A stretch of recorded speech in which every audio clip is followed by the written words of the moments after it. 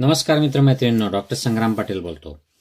मित्र हो, दोन भावंडांमधलं हे कन्व्हर्सेशन आहे, पण ते किती प्रेरणादायी आहे आणि किती ऐतिहासिक आहे. एकाचं हृदय परिवर्तन करणारं, त्याचं जीवन परिवर्तित करणारं असं हे कन्व्हर्सेशन आहे. पण हे फारसं याच्याबद्दल चर्चा केली जात नाही, या कन्व्हर्सेशनबद्दलची. त्यामुळेच मी हे तुम्हाला आज सांगणार आहे.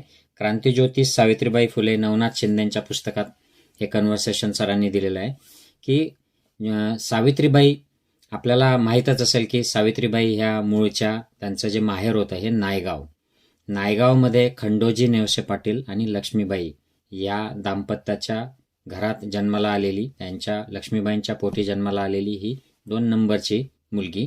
पहिले जे होते ते सिधूजी आणि तिसरे आणि चौथे जे होते ते सखाराम आणि श्रीपती, असे 4 भावंड होते. एकदा सावित्रीबाई आजारी पडल्या आणि त्यांना माहेरी जाऊन आराम करावासा वाटला, म्हणून त्या गेल्या. आणि काही दिवस रिकवर झाल्यानंतर मग त्यांचा भाऊ सिधूजी आणि त्यांच्यामध्ये चर्चा झाली. आता त्यांचं काम जे होतं महात्मा फुलेंसोबत हे खूप जोरात सुरू होतं. त्याच्यासाठी समाजात त्यांना कोसलं जात होतं, ब्राह्मण समाजाकडून कोसलं जात होतं. मात्र सामाजिक सुधारणेच्या क्षेत्रातले जे लोक आहेत, ब्रिटिश अधिकारी आहेत, हे लोक त्यांची प्रशंसा करत होते, कारण ते गोरगरिबांना, महार मांगांना, मुलींना, शूद्रांना या सगळ्यांना शिकवत होते. त्यामुळे असं मिक्स वातावरण सगळीकडे चाललेलं होतं. आणि हा सिधूजी जो मोठा भाऊ आहे त्यांचा, सावित्रीबाईंचा, हा सावित्रीबाई जेव्हा त्यांना बरं वाटायला लागलं त्यावेळेला त्यांच्याशी चर्चा करायला लागला. आपसात त्यांचं खूप जिव्हाळ्याचे संबंध होते. परंतु समाजामध्ये काय चाललेलं आहे, त्यांच्याविषयी काय बोललं जात आहे आणि आपल्या बहिणीला, आपल्या जिजाजीला कशा पद्धतीने लोक बोलतात, त्यांना वाईट टाकलेलं आहे समाजाने, या गोष्टीचं त्याला वाईट वाटे. म्हणून तो म्हणतो की तू व तुझा नवरा वाळीत असून तुम्ही उभयता महार मांगादी अंत्यजा करता जी कर्मे करतात ती पतित आपल्या कुलास बट्टा लावणाऱ्या आहेत. आपल्या कुळाचा याच्याने अपमान होतो आहे. यास्तव सांगतो की तुम्ही नवरा बायकोने जाती रूढीस अनुसरून व भट सांगेल त्याप्रमाणे आचरण करावे. तर हे भाऊ म्हणतो. आता आई पण ऐकत असते, लक्ष्मीबाई पण ऐकत असतात. त्यांना ते पटत नाहीत, त्या भावावर चिडतात. आणि सावित्रीबाई यांचे भावावर खूप प्रेम असतं, परंतु हा मोठा भाऊ असला तरी हे जे बोलतो आहे हे चुकीचं आहे, ते त्यांना पटत नाही.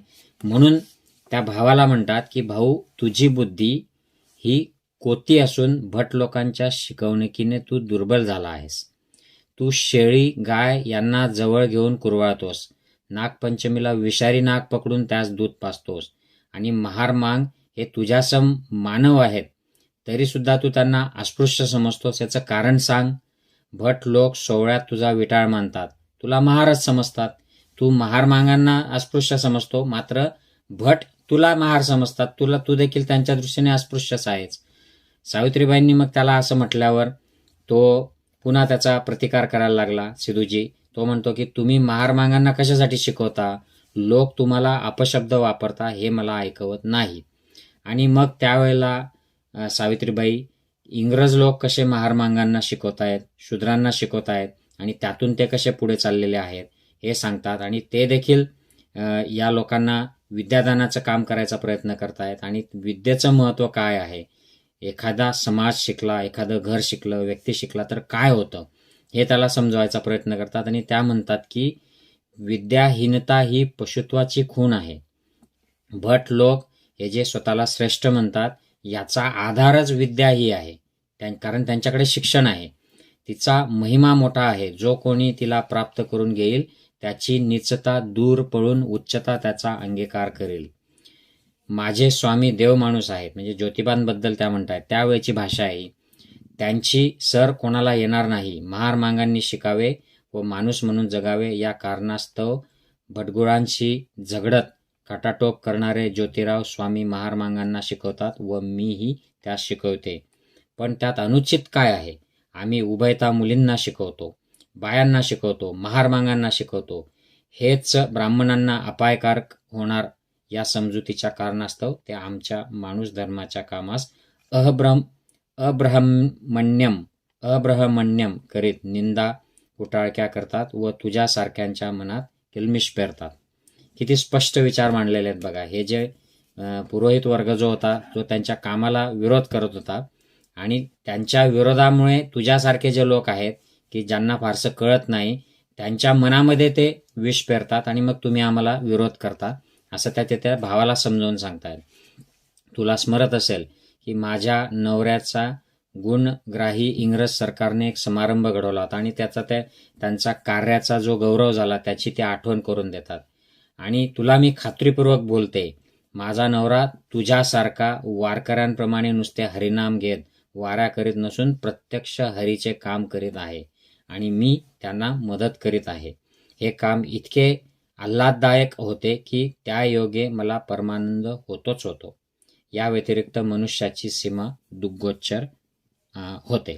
तर हे असं त्यांना स्पष्ट शब्दात सावित्रीबाई सांगतात की हे जे काम आहे हे प्रत्यक्षात परमेश्वराचं काम आहे आणि आम्ही फक्त परमेश्वराचं नाव घेऊन वाऱ्या करणे, हरिनाम करणे असं करत नाही, तर आम्ही त्याचं काम करतो. आणि ते म्हणजे या दीनदुबळ्यांना, दलितांना, महिलांना, विकर सेक्शन जो आहे सोसायटीचा याला सुशिक्षित करणे, त्याला विद्या देणे. कारण विद्या दिल्यानंतरच त्यांची शुद्रता संपणार आहे, त्यांचं जे नीचपण आहे ते संपणार आहे याची त्यांना खात्री आहे. आणि त्या म्हणतात की यातून मला परमानंद होतो आणि म्हणून मी हे काम करते. तर अर्थातच हे सगळं ऐकल्यानंतर भावाला ही बाजू पटलेली असणार आहे आणि त्याने ते ॲक्सेप्ट केलं असेल. हा सगळा वृत्तांत सावित्रीबाईंनी पत्र लिहून ज्योतिरावांना कळवला आहे आणि ते पत्र नायगाववरून 10 ऑक्टोबर 1856 या दिवसाच्या तारखेचं ते पत्र आहे. तर मित्रहो, आय होप या छोट्याशा व्हिडिओमधून आणि या दोघा भावंडांच्या संवादामधून आपल्याला त्यावेळी ते कशी परिस्थिती होती याचा एक अंदाज येईल आणि मग त्यातून प्रेरणा मिळेल की आपले पूर्वज जे होते महापुरुष यांनी अशा परिस्थितीतून काम केलं आणि आपण देखील हा वाटा उचलला पाहिजे. आपणही या कार्याला हात लावला पाहिजे आणि खूप काही होत नसेल तर कमीत कमी त्यांचे विचार तर आपण पसरवू शकतो, त्यांचे विचार आपण आत्मसात करू शकतो, तर तेवढं तरी आपण केलं पाहिजे. व्हिडिओ आवडल्यास नक्की शेअर करा. जय हिंद मित्रमैत्रिणींनो.